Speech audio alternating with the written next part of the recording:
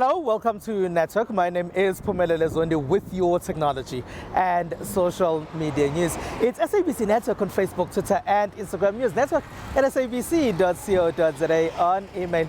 This week, our Twitter poll is asking you about what you think about Elon Musk's planned acquisition of Twitter. Results of that are coming up later in the program. Firstly, here's what's coming up in this particular program.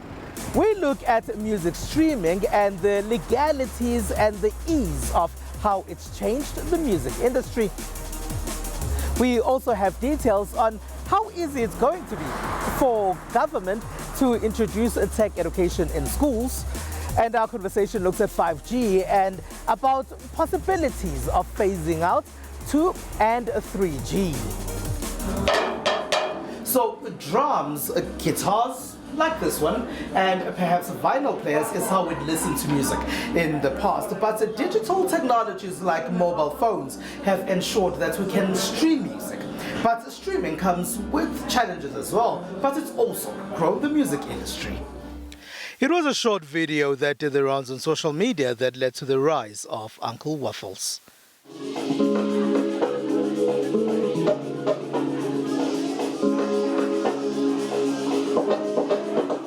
Then what followed were bookings for her to play in major events in South Africa and abroad. Because of the internet during South Africa's hard lockdown, dancer and amapiano artist Kamumpila saw a similar rise in popularity. The internet made my career, it made my life. Dude, I legit went from a one room, living in Soweto, go back room with my mom, to legit having 18 dancers on stage because of the internet. It's not even a joke. Uncle Waffles have been that killer cow. You know what I'm saying? Like, internet is crazy, dude. Definitely changing lives. Amapiano musicians realized that they could record their songs and immediately post them online so they could be accessed by fans without needing record labels and radio stations. You know, channels such as TikTok, the internet as a whole, really played an incredible role in driving the whole amapiano situation that we currently have in the country. I mean, you know, a lot of people are like, I'm sitting at home, I'm bored or whatever, but I think, you know, that for me was a huge thing, because otherwise we wouldn't be able to have such an incredible genre like we do have now. TikTok challenges became a huge way of reaching the fans. The TikTok challenges are definitely most powerful. Like, guys, TikTok is it. I'm not gonna lie to you. If you think you want to push a song, you definitely need to do a dance challenge, because TikTok has the world. People in Japan, America can do your dance moves. Like, TikTok is definitely everything. Music streaming services like Apple Music, Tidal and Spotify benefited a great deal here. Spotify has taken the biggest piece of the market share, but they've been scientific about it as they made sure African musicians are catered for. At Spotify, we prioritize the creators, right? The makers of the music. Without the music, the service would not exist. And we also feel that it is important to recognize the circumstances in which these creators exist. So, for example, right now, it feels like the world is open and there's a lot of endless possibilities and there's so much that we can do. It's great, but it's also important for us to recognize where this music comes from. In the past, musicians would lose out as fans would download music for free, which meant that the artist could gain popularity without making any money, as there'd be no sales. The arrival of streaming services meant the internet could provide additional revenue streams for musicians.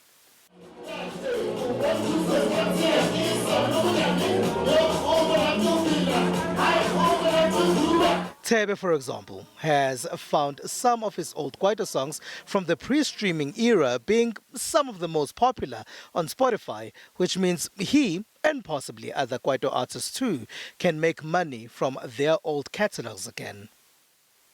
The global mobile music streaming market study says there will be massive further growth for the music streaming market leading up to the year 2028.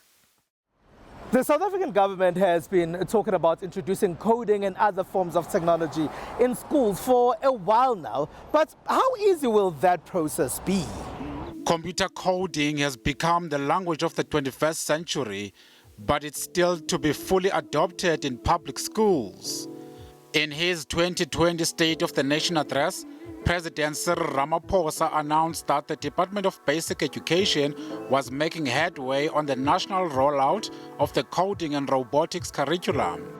The Department of Basic Education is making headway on the national rollout of coding and robotics. This I am very pleased about.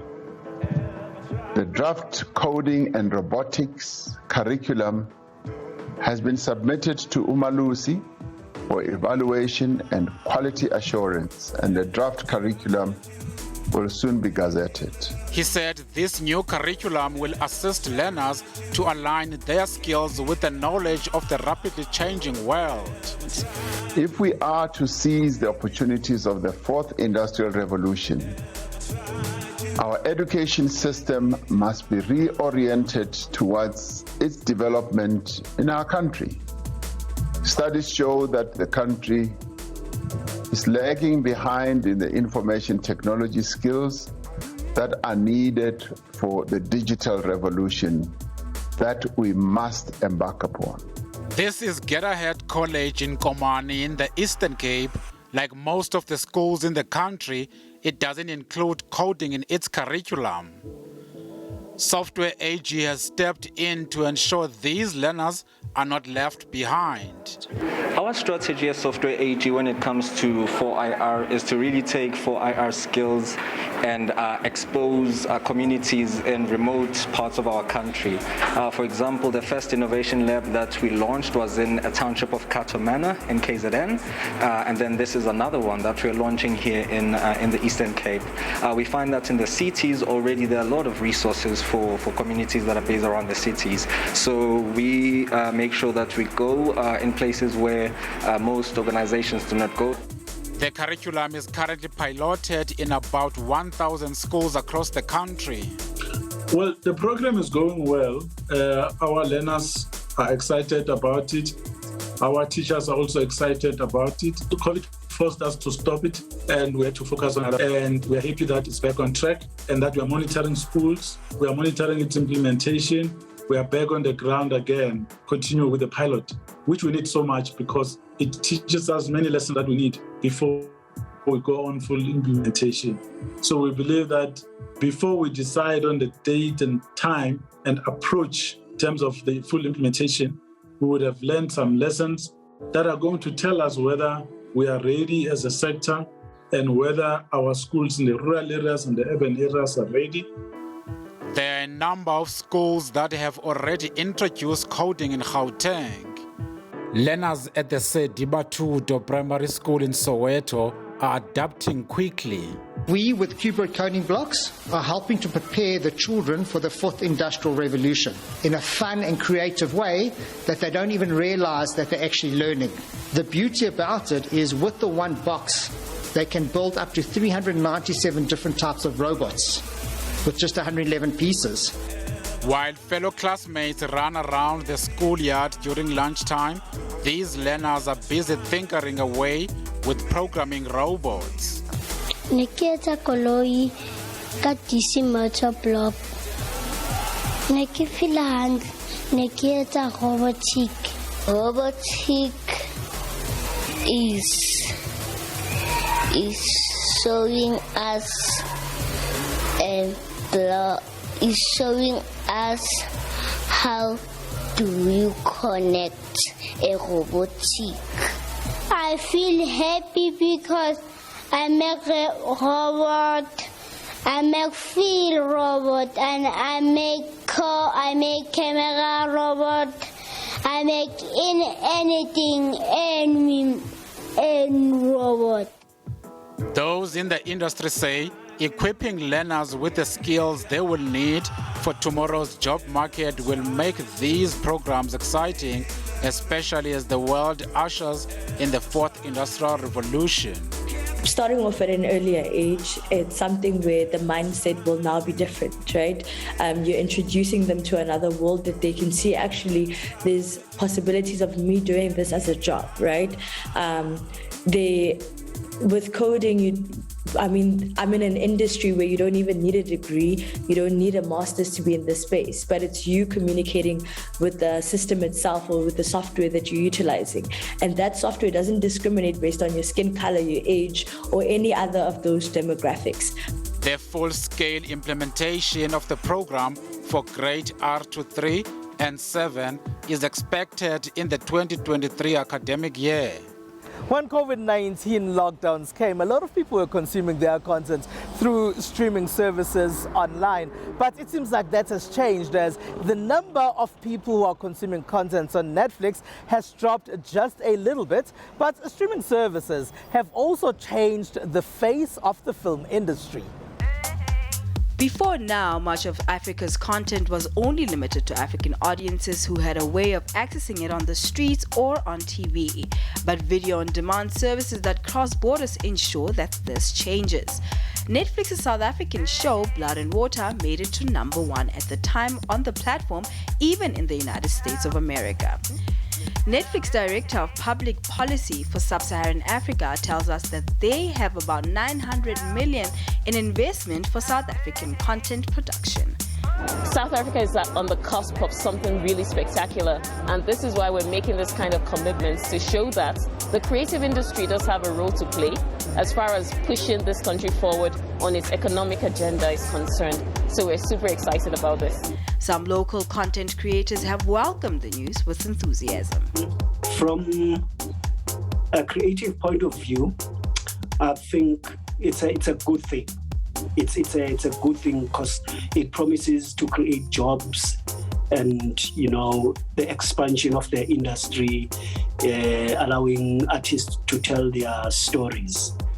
So for an artistic point of view, it's a great initiative and it's welcome with open arms. Netflix looks into the digital era. The storylines that go with it, it's something that we are passionate about in terms of going forward. So your likes of Netflix, your Showmax, they have a compensation plan and they look out for creators to say, guys, we're doing this, so this is how we're reaching out to you.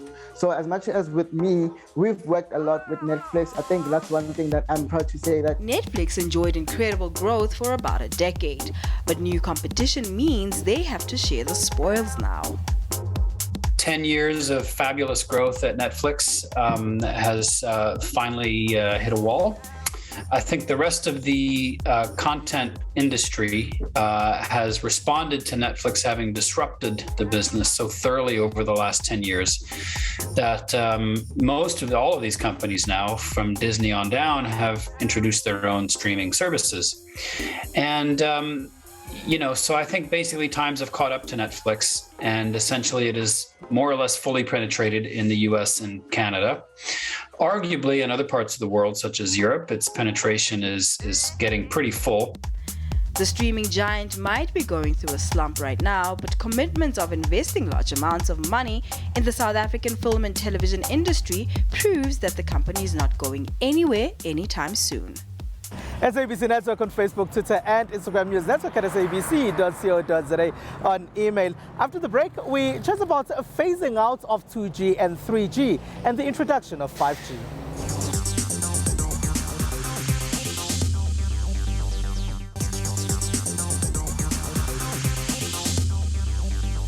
It's SABC Network on Facebook, Twitter and Instagram. Welcome back. Now, MTN in South Africa says more spectrum is possibly needed in order for further deployment of 5G to be done in the country. This also happens as Huawei in Shenzhen in China says they have tested what would be the world's first indoor 5G for businesses. They say this has been a success.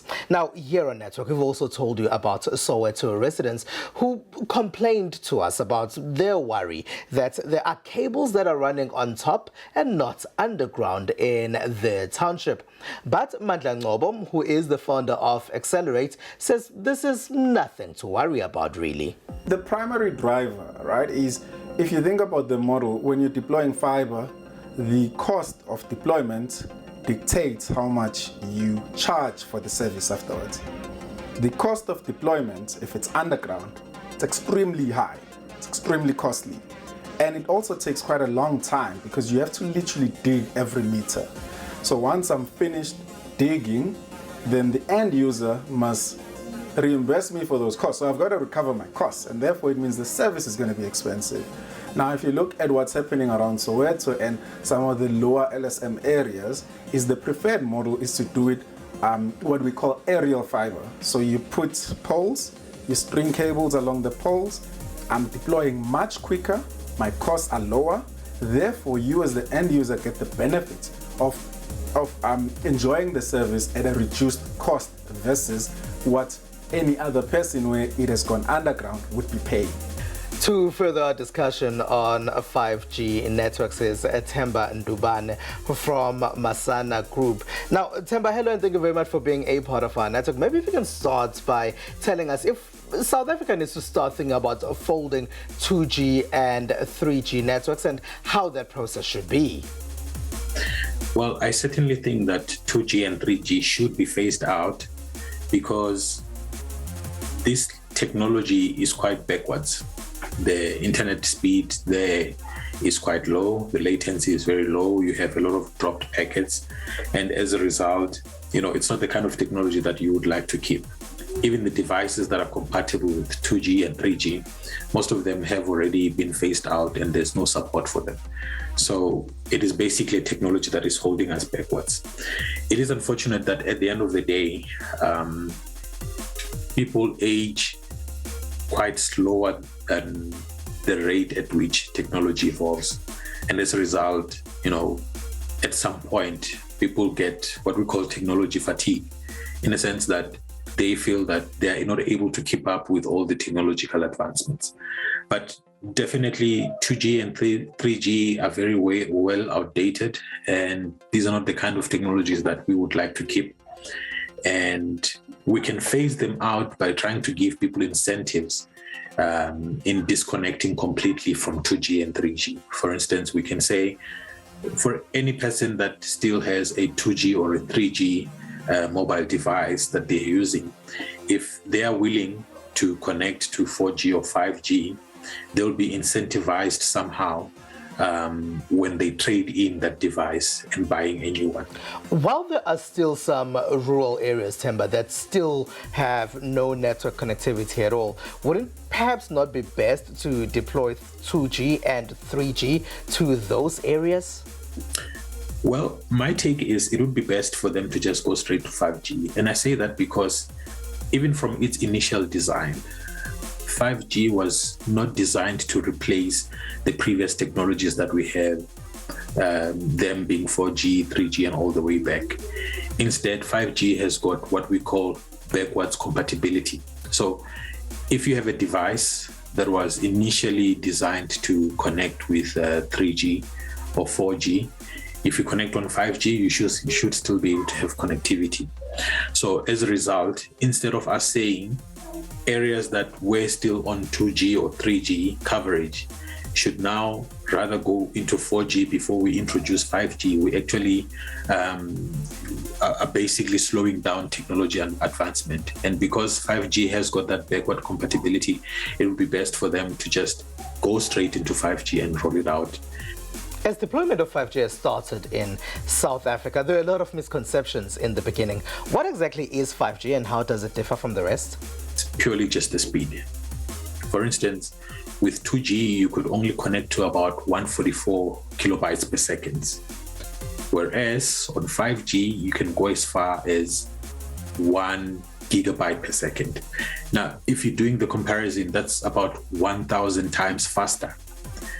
And that's what then makes 5G to be very interesting. With this 5G technology, we're even now able to see the possibilities and the capabilities of augmented reality, the possibilities of the fourth industrial revolution, the possibilities of the Internet of Things, where devices are able to connect and communicate with each other because they just have that kind of fast connectivity.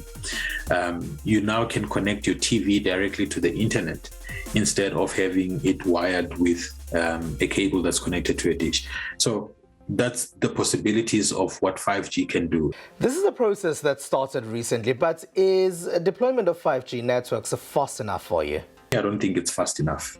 If you look at 5G coverage for different service providers, it's very poor, because 5G at the moment in South Africa is only covering most of the metropolitan areas. So a lot of rural areas are still very much neglected.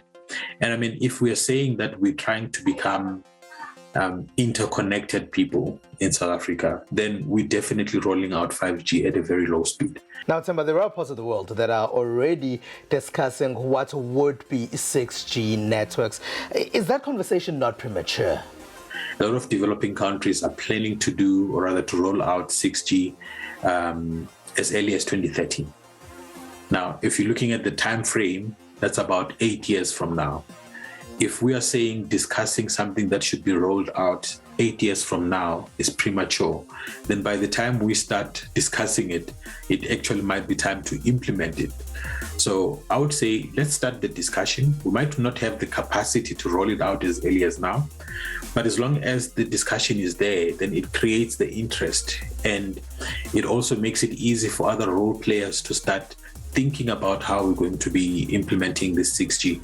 And by the time the technology is ready for implementation and for rolling out, we will have created enough excitement around it to make it easy for the consumers to be able to consume this technology. Now, Themba Ndubane from Masana Group, thank you very much for being a part of our network. With that, let's take a quick break.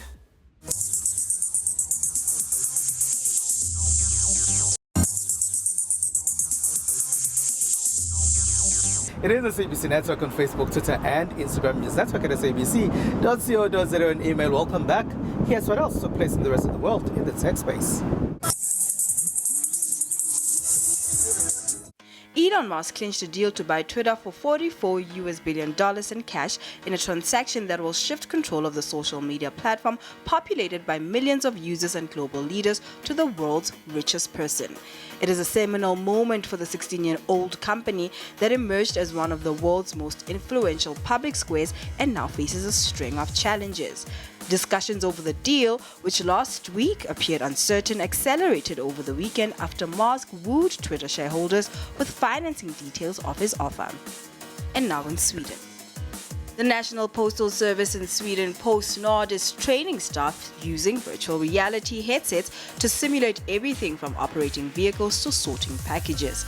The process started during the pandemic when staff sickness and social distancing forced a rethink of how to get new staff trained at speed. It was an initiative since we got a lot of sick leaves in the beginning of the pandemic, and hey, we need people because we have blood transport, we have medical transports, we have express parcels, we have government mails that needs to be brought out, and we don't have people. So how can we onboard people quicker? So therefore we started the VR project to gain that in a much quicker way. The company teamed up with 3D VR training video makers Warpin to produce a series of modules teaching staff how to check and maintain their vehicles, how to lift, track and process parcels, leadership skills and public speaking. Still in Europe. The European Union countries and EU lawmakers clinched a deal on new rules requiring tech giants to do more to police illegal content on their platforms and to pay a fee to regulators monitoring their compliance. The agreement came after more than 16 hours of negotiations. The Digital Service Act is the second prong of EU antitrust chief Margrethe Vestager's strategy to rein in Alphabet, Unit, Google, Meta, and other US tech giants. Under the DSA, the companies face fines up to 6% of their global turnover for violating the rules, while repeated breaches could see them banned from doing business in the EU.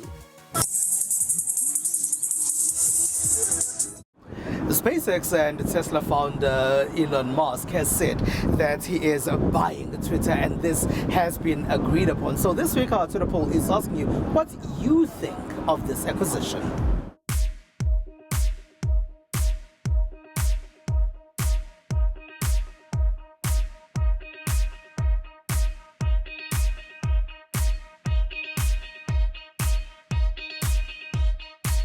All right, and that's it. That's all we have for you. Find us on SABC Network. Now, that's on Facebook, Twitter, and Instagram. It's newsnetwork@sabc.co.za on email. From me, it's Pumelele Zondi and the rest of the network team. Have a good one. Bye-bye.